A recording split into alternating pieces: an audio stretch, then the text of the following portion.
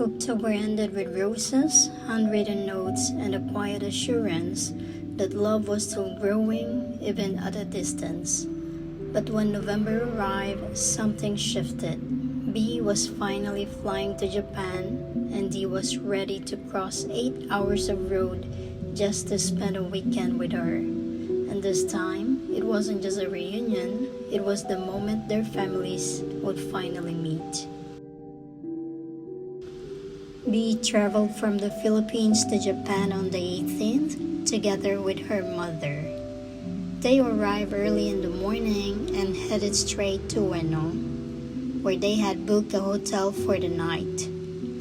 On the 19th, B met her relatives living in Japan, including an aunt who had flown from the USA to be with a family. The days were full, but somewhere inside her, B felt a quiet excitement growing. Soon, she would see D again. By the 20th, B had already packed her clothes and could hardly hide her smile. The thought of being with D filled her with a warm, restless joy. Meanwhile, that same evening, D came home after work, showered, ate dinner, and got herself ready. Before leaving, she stopped by the market to buy B's favorite pasalubong and a small gift for B's mother. It was a simple gesture, but one that carried the tenderness D never needed to explain. She began her long trip toward Nagoya, where she arrived close to midnight to meet her brother Kenji and her nephew Haru. They switched cars and continued the journey together toward Shiba. The night stretched softly around them as they drove through long roads filled with silence, music, and the quiet excitement of knowing they were getting closer to someone they loved. Around 4:30 a.m., they arrived in Shiba, but everyone at B's cousin's house was still asleep. So they waited outside as the world slowly brightened. When Dee's phone finally vibrated with a message, "You can come," her heartbeat stumbled. They drove to the house, and as soon as Dee walked in, her eyes found B. After months apart, they moved toward each other without hesitation. Their hug was long and tight, the kind that gathers all the longing, all the missing, all the softness that words can never quite hold. In that moment, Dee felt her heart settle. It was love finding its place again. Dee also met B's mother for the first time, a meeting that felt warm, natural, and deeply respectful, as if it had been waiting to happen. When it was time to leave, Dee, always attentive, placed a blanket gently over B's lap, remembering how easily she get cold.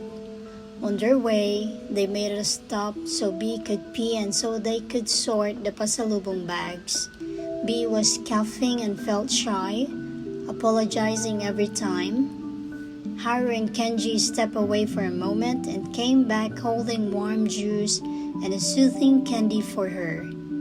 His small kindness made B smile quietly. After everything was ready, they began their trip toward Fuji Yoshida. Hours later, the sky was clear when they arrived. A perfect blue stretched behind the snow-covered peak of Mount Fuji.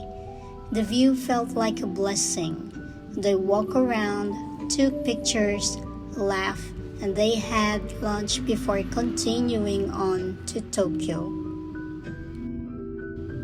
They parked the car and took the train. D and B's first ever train ride together. It was a simple moment to anyone else, but to them, it was something tender and unforgettable.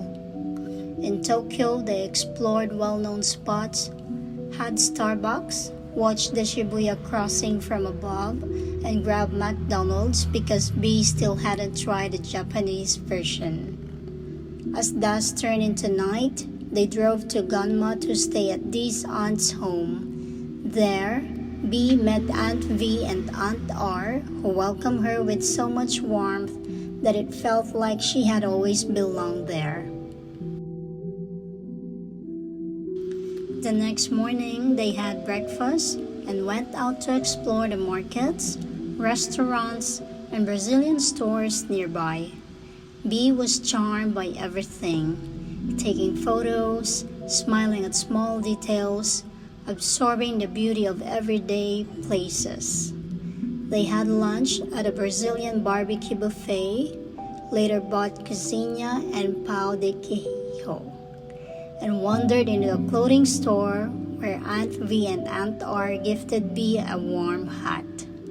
She was touched, her smile soft and grateful.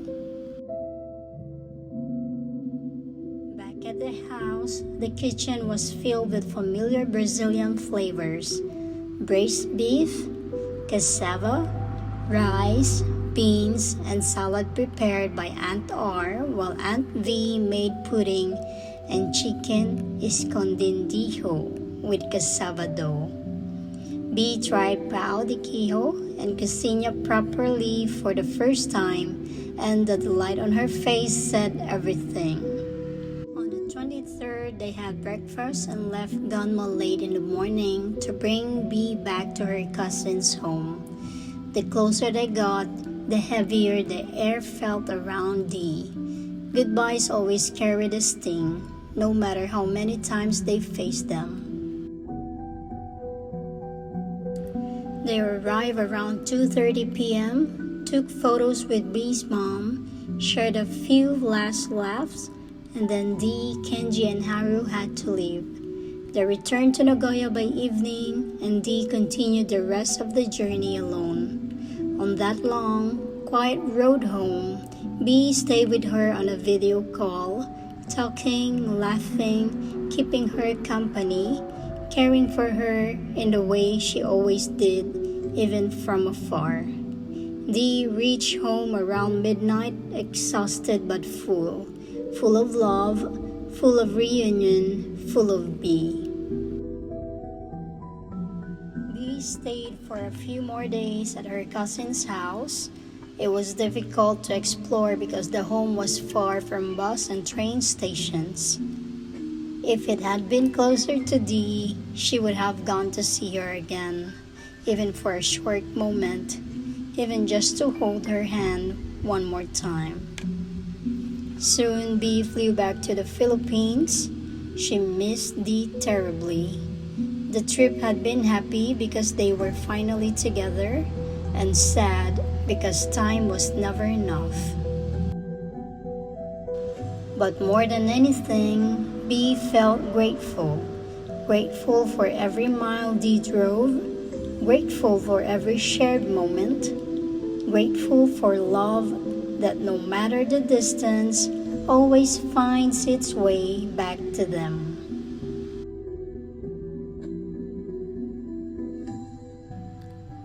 Their November reunion was brief, the kind of moment that feels borrowed from time, held gently and lost too quickly. When it ended, distance returned, but something else stayed, a feeling neither of them could name yet.